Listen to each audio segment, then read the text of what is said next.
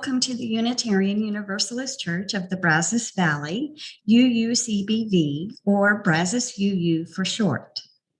My name is Katie Womack, and I am serving as your worship assistant today. I come to this church because its principles are important to me, and I need the encouragement of a spiritual community to help me in my desire to live out those principles. We are a welcoming congregation, which means we celebrate and welcome all people of diverse sexual orientations and gender identities. We also strive to welcome people across diversities of race, age, ability, immigration status, and belief. So whoever you are, wherever you have come from, wherever you are on life's journey, you are welcome here. We are also a reproductive justice congregation, which means that we support the reproductive decisions of all people. We encourage everyone to visit our website, brazos-uu.org. During this time of pandemic and in the midst of our planned building project, the website and our weekly services are our church home. If you might like to contribute your musical talents, if you have a great story to share about your life's journey, or if you have a passion for social justice, we would love to hear from you. If you are interested in getting involved, you can find opportunities on our website. To learn more about our community and what is happening, you can join our email list and our monthly newsletter. And you can also find us on social media by searching UUCBV. This month is our summer movie collaborative. Our service today is based on the movie Back to the Future, which was shown last night as a community event through our regular Sunday services Zoom link on our webpage. Our service today is offered by Reverend Barbara H. Gadon and the worship staff at Eliot Unitarian Chapel, St. Louis, Missouri.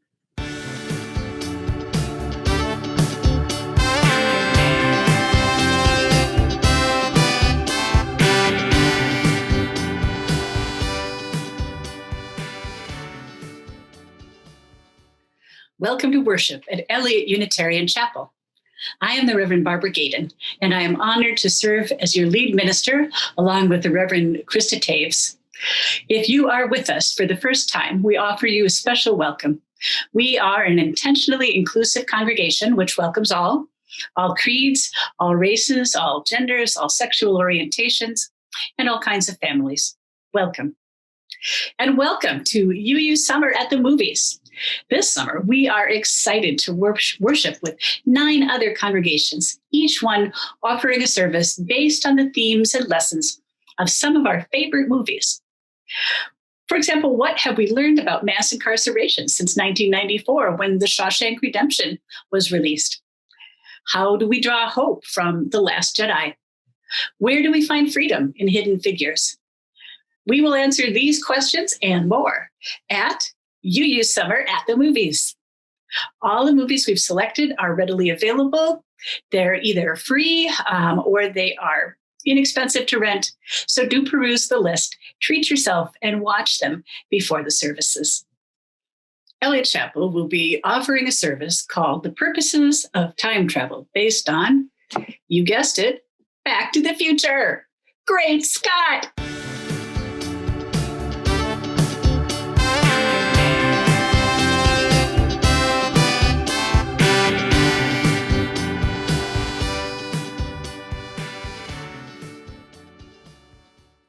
Our opening words today were written by the Reverend Ian W. Riddell.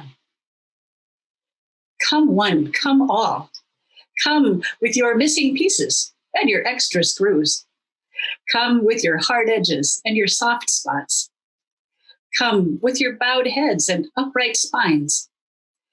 Come, all you flamboyant and drab, verbose and quiet, fidgeting and lethargic. All you with large vision and tender hearts, all you with small courage and tender fears. Bring your lisp and your stutter and your song. Bring your gravel and your drawl and your lisp, your lilt. Bring your anger and your joy and your righteous indignation. Misfits and conformists, and everyone in between, come into this time and be welcome. Bring who you are, bring where you have traveled, bring what you long for, and let us worship together.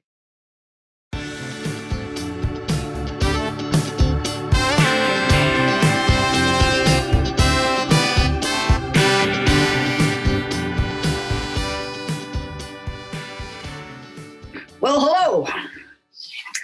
We light this chalice.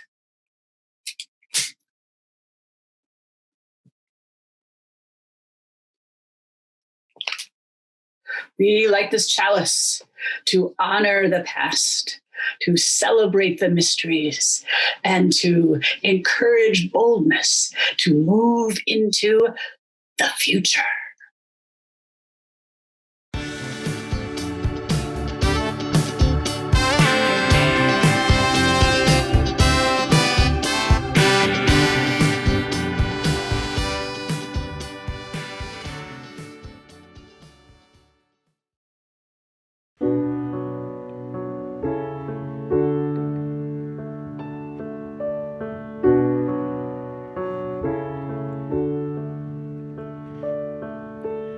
This is the sound of one voice,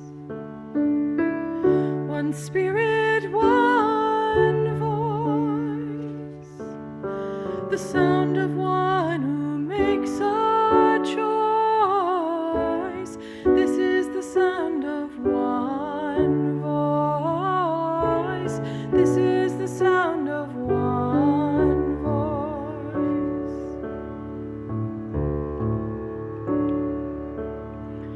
This is the sound of voices too, the sound of me singing with you, helping each other to make it through. This is the sound of voices too. This is the sound of voices too.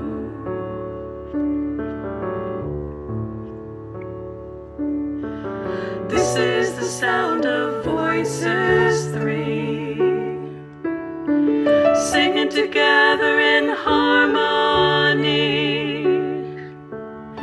surrendering to the mystery. This is the sound of voices three. This is the sound of voices three.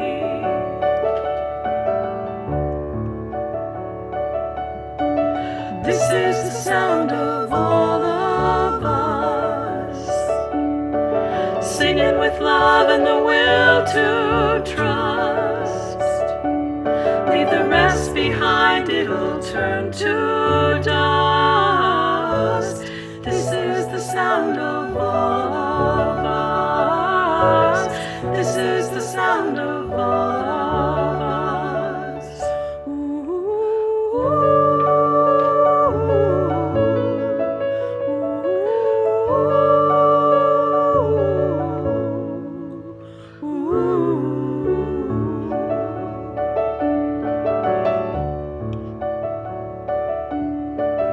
This is the sound of one voice,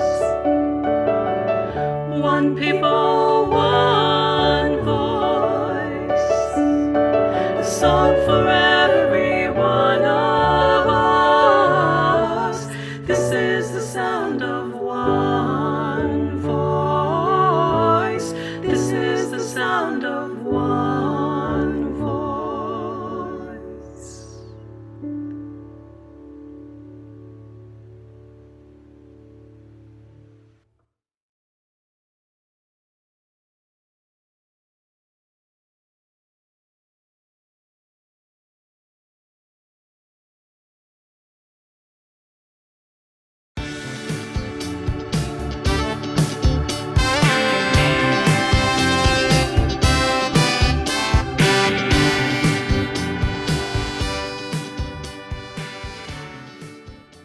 I invite you now into a time of prayer and meditation. If you wish to, you may plant your feet flat on the floor, straighten your spine, close your eyes, and follow your breath. And hear these words by the Reverend Sean Parker Dennison. To invoke love is to ask for a hug from a thunderstorm. Spill tea in the lap of the infinite trickster. To make the biggest, most embarrassing mistake of your life in front of everyone who matters. To invoke love is to never know if it will come softly with the nuzzle of a beloved dog, or pounce right on your chest with the strength of a lioness, protecting her cub, her pride, her homeland. To invoke love is to take the risk of inviting chaos to visit the spaces that you spent so much time making tidy, and watch as the breath of life scatters everything you have only just folded and put away. To invoke love is to allow for the possibility that your words and actions might become so empowered that you can no longer believe in apathy or the self-righteous idea that nothing can change. To invoke love is to give up self-deprecation, false humility, pride, to consider yourself worthy to be made whole, willing to encounter love that will never let each other go. To invoke love is to guard against assumptions, take care with our words, and practice forgiveness, not as ethereal ideal, but right here in the messy midst of our imperfect lives. To invoke love is to approach each day and every person with wonder, anticipating love's arrival. Is this the moment? Is this love's grand entrance? Is this person the embodiment of love? Am I the one? To invoke love is to play the fool, the one more concerned with loving than with appearance or reputation, the one ready and willing to be vulnerable, abandoning anything that gets in love's way. To invoke love is to be ready to become love, here, now, in everything we do. Are you ready?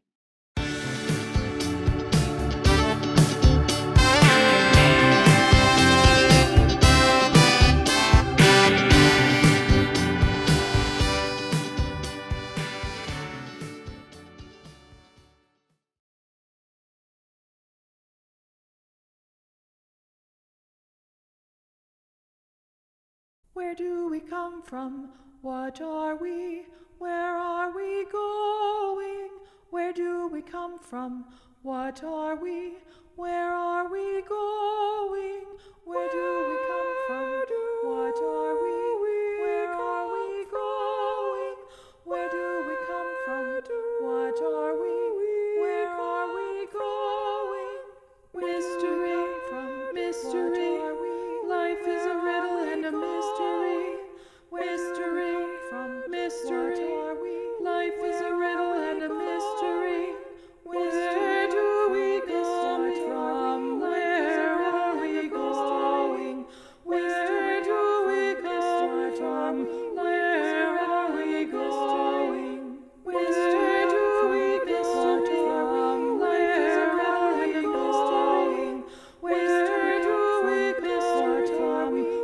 is a riddle and a mystery.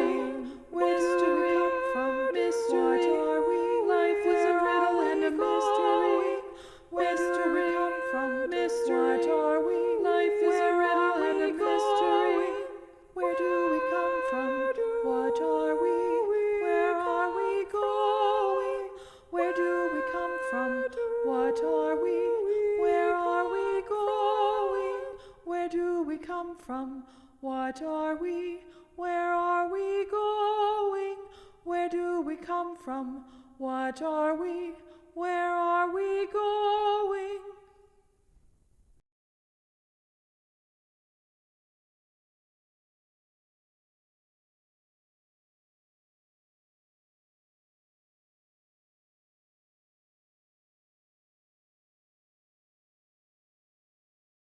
Hey, kid, what'd you do, jump ship? What? What's with the life preserving?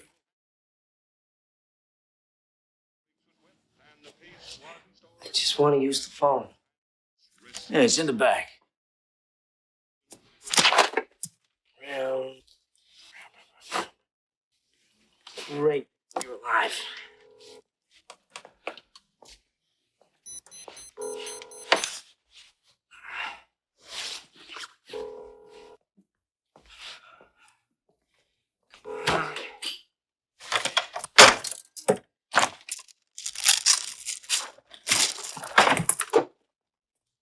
You know where 1640 Riverside? Are you gonna order something, kid?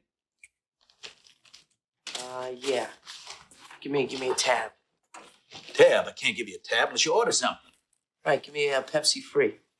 You want a Pepsi, pal? You're gonna pay for it. Look, just give me something without any sugar in it, okay? Something without sugar.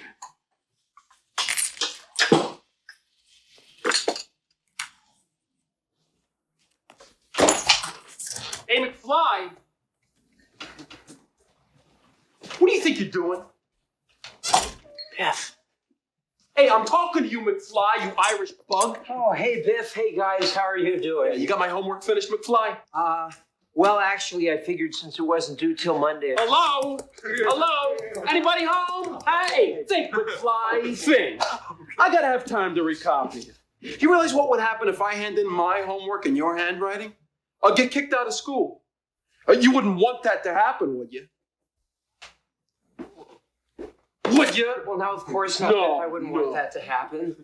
What are you looking at, butthead? Hey, Biff, do you know this guy's life preserver? Dork thinks he's gonna drown. Yeah. So, how about my homework, McFly? Okay, Biff. Well, I'll finish that on up tonight, and then I'll bring it over first thing tomorrow morning. Hey, not too early. I sleep in Sunday. Oh, McFly, your shoes untied. Don't be so gullible, McFly. Okay. I don't want to see you in here again. Okay. All right. Bye-bye.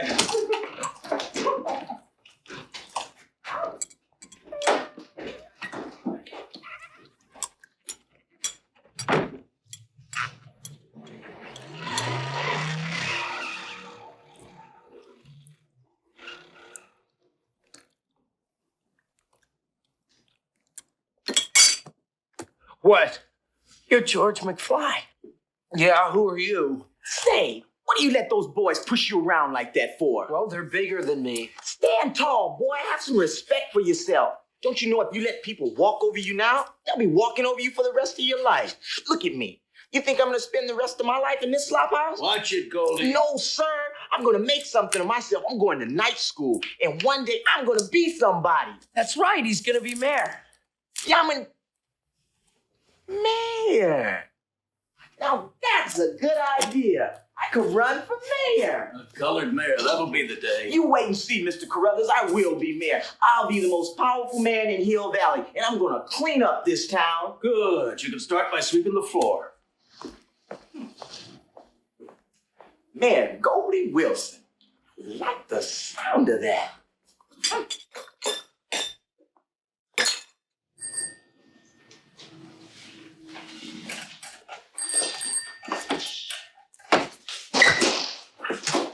Hey, Dad! George! Hey, you in the bike!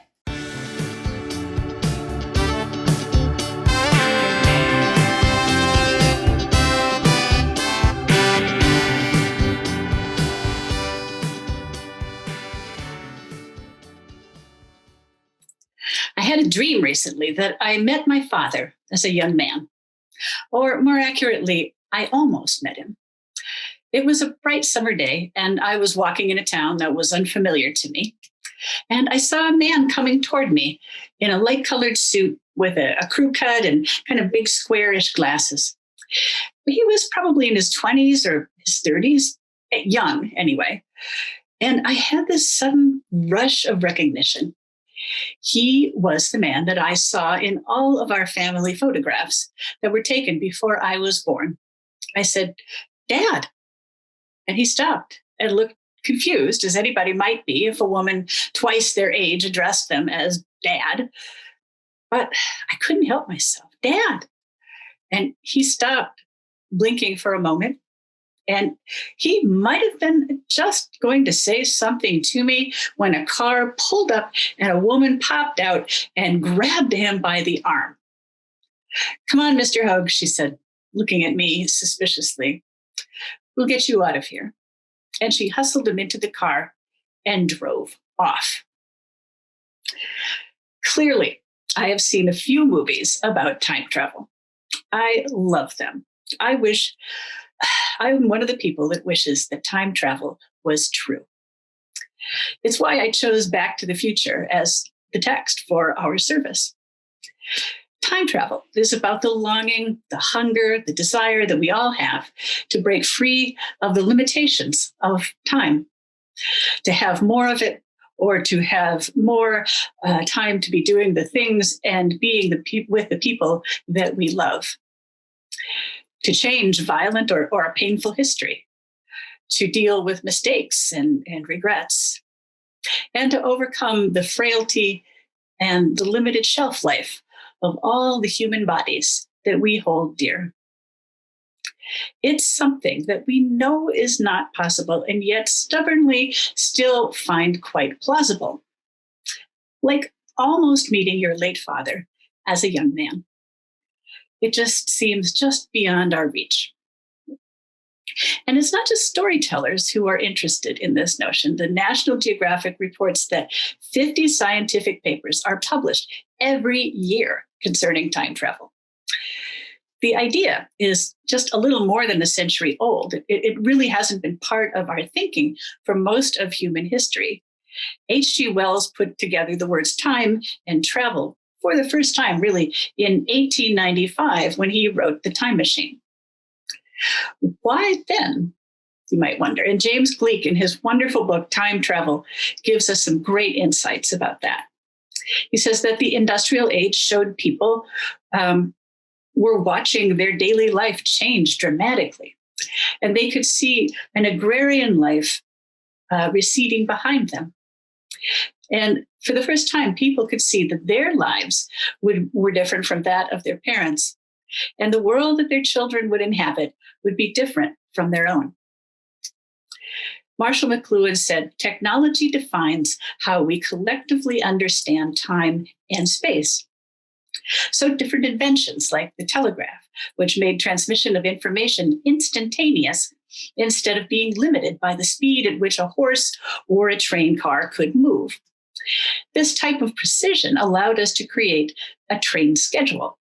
It was a visual map of both space and time. So you could see 8:15 Kirkwood and then map its relationship with 8:23 downtown St. Louis. Time and place became fused and could be plotted out, could be visualized. James Gleick writes, that H.G. Wells's ideas about time were informed by Charles Lyell and Charles Darwin, who read the buried strata that frame the ages of the earth and the ages of life. Wells studied zoology and geology as a scholarship student at the Normal School of Science and Royal School of Mines, and these subjects encouraged him to view the world's history as if from a great height, its lost epochs, a panorama unfolding. Geological time, so vastly extended, disrupted the earlier sense of historical time in which the world was plausibly considered to be only 6,000 years old. And lately, too, there was a science called archaeology, grave robbers and treasure hunters in the service of knowledge. Like photography and cinematography, just being developed, time was starting to become visual and tangible. When I visited Israel several years ago, they showed us these cutaway diagrams of tells or mounds in which you see one group of conquerors from one era building over the last. The past could be mapped out as if it could be someplace you could go. And in movies like Back to the Future, it is also a place that you are from. Time travel is about mastering our limitations. In H.G. Wells's time and ours, we've developed control over so many things that our ancestors didn't. So why not time? Gleek says that the closer you get to having something, the keener your desire for it, the more you think it's possible. One thing that seems to motivate people most in traveling back in time is regret, or wanting to go back and fix something that seems wrong in the present. So in Back to the Future, Marty McFly does this without meaning to. He looks at his parents, two deeply unhappy people. His mother, Lorraine, an alcoholic. His father, George, is bullied and humiliated every day by a coworker. His brother and sister are lonely and they work menial jobs. And he's continually wondering why. Things seem out of whack in this family. Marty is good friends with a man that he calls Doc Brown, who is obsessed with time. The movie begins with Doc's lab, where there are more than 30 clocks, I read, set 28 minutes slow for some experiment he's doing. And this makes Marty late for school. There is never enough time in this movie. And that's where it gets a lot of its tension. We need a mechanism of some sort for time travel. Most of the tales have some kind of machine or drug or something. In Wells's Time Machine, he created this souped up bicycle, which was a pretty recent technology for them. And H.G. Wells was an avid cyclist. So it would make sense that his time machine would be a bicycle. Doc Brown uses a DeLorean. Why not, if you're going to make a time machine, why not do it with a little style, he says. Well, things go awry with his experiment. Some terrorists stolen plutonium, and Marty needs to escape. So he jumps into the DeLorean, which has been set for, do you remember the date? November 12th, 1955.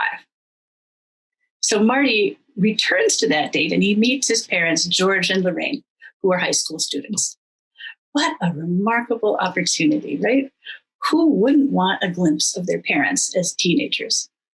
Maybe it would help us understand a little more about who they were.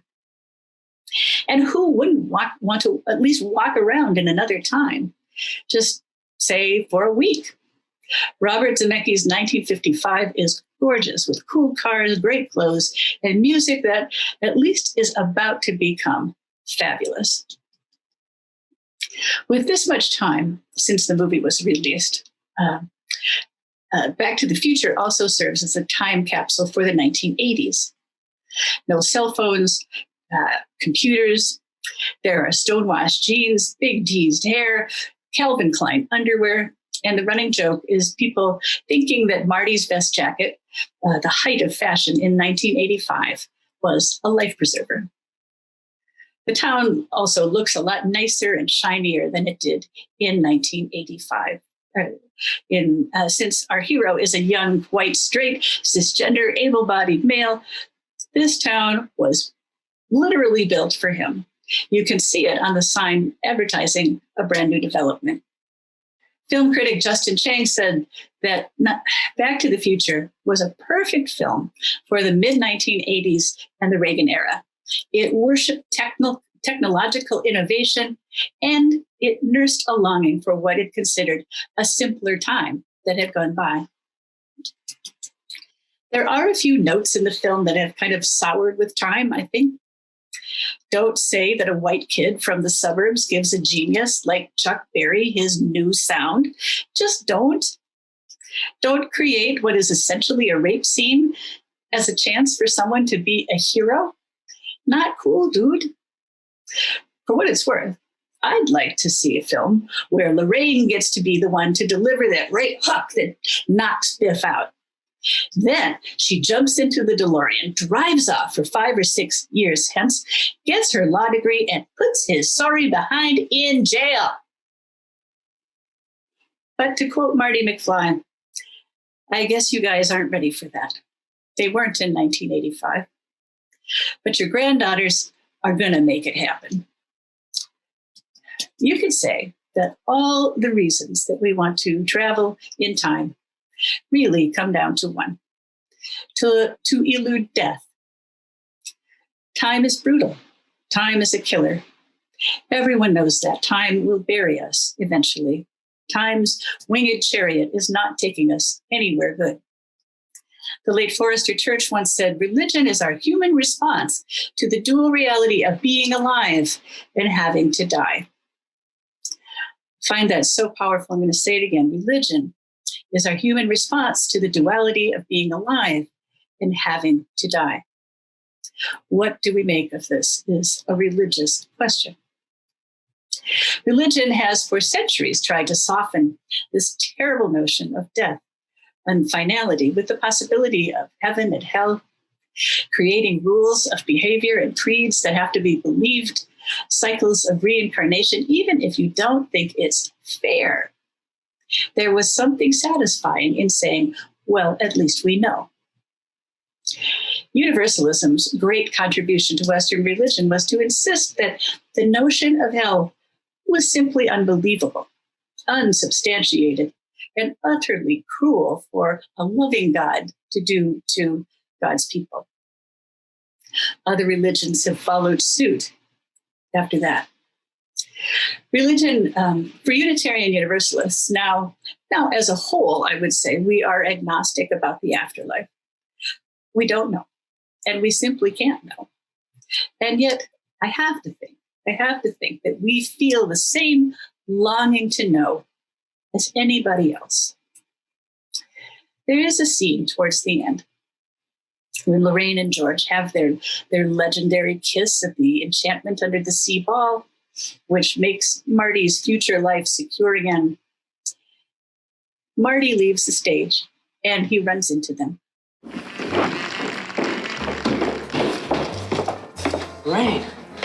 Marty, that was very interesting music. Yeah. I hope you don't mind, but George asked if he could take me home. Great. Good. Lorraine. I had a feeling about you, too. I have a feeling, too. Listen, I gotta go, but I wanted to tell you that it's been educational. Marty, will we ever see you again? I guarantee it. Well, Marty, I want to thank you for all your good advice. I'll never forget it. Right, George. Well, good luck, you guys. Marty, will we ever see you again? Why would she ask him that? He has said nothing about leaving town or going away. But the question isn't really about that, is it? It's the question we want to ask everyone we love, whom we know will die, especially our parents. And we don't ask it. We know the answer. It's sort of like the Midwestern goodbye. You know, that thing that we do saying that we've got to go now, and we're still talking. We move a few feet and we say, I've got to go again. And then we talk some more. We are just kind of lousy at goodbyes. I think we love this movie because for a few moments, we don't have to say goodbye. We are forever young, revving up the DeLorean, rocking out to Johnny Be Good, and gliding through town on a skateboard. We are just that cool. We know we can't go back there. We know. Nobody is going to invent a time machine that works. All we can do, and all of these time travel stories do, is ask, what if? It's all about asking the question, what if? As sacred a question as we will ever ask. Amen.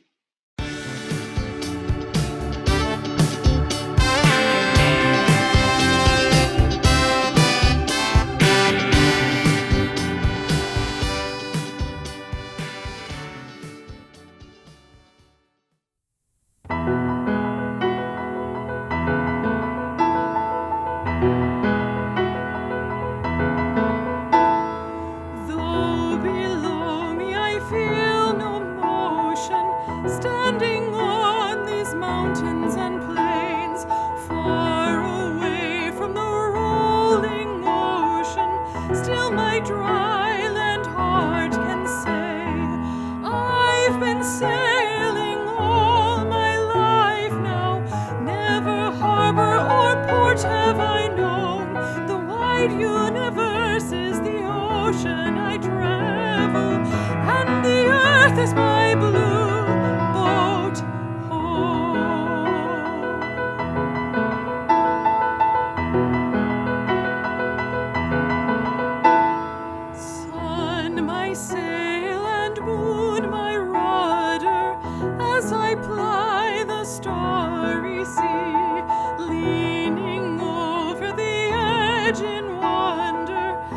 casting questions into the deep, drifting here with my ship's companions, all we kindred pilgrim souls, making our way by the lights of the heavens in our beautiful blue boat home.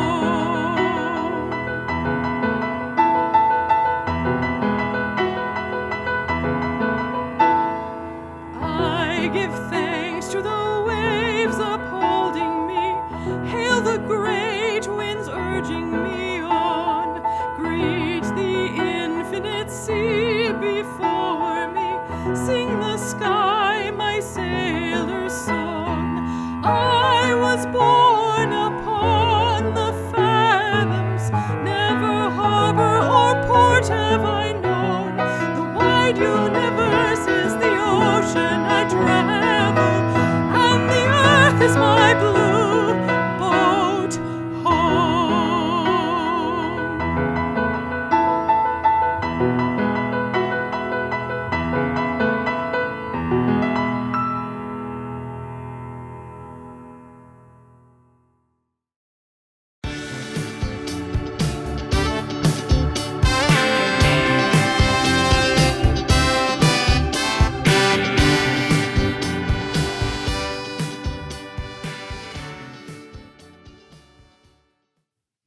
If we were having worship service in person, this is the time when we would pass the basket.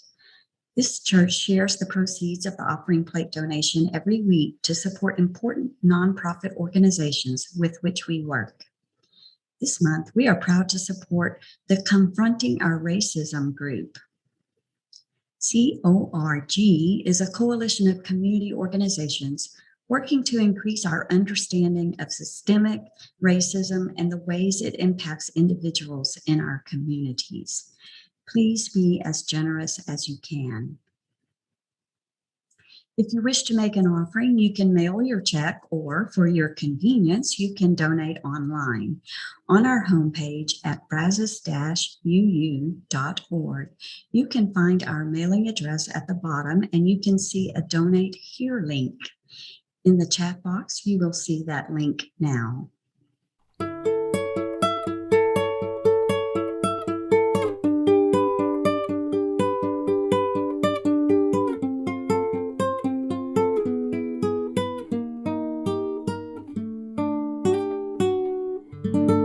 May each of us look into our hearts. How much love, how much generosity, how much faith, how much gratitude, how much hope is there? We give thanks for these gifts we have given, for those we receive, and for each other.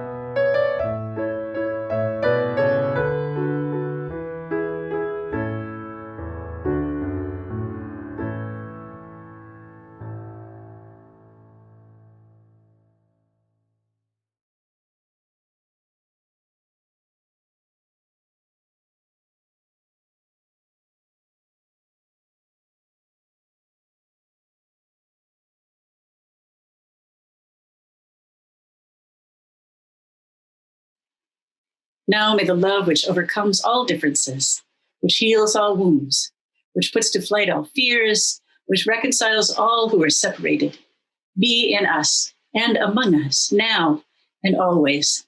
Go in peace.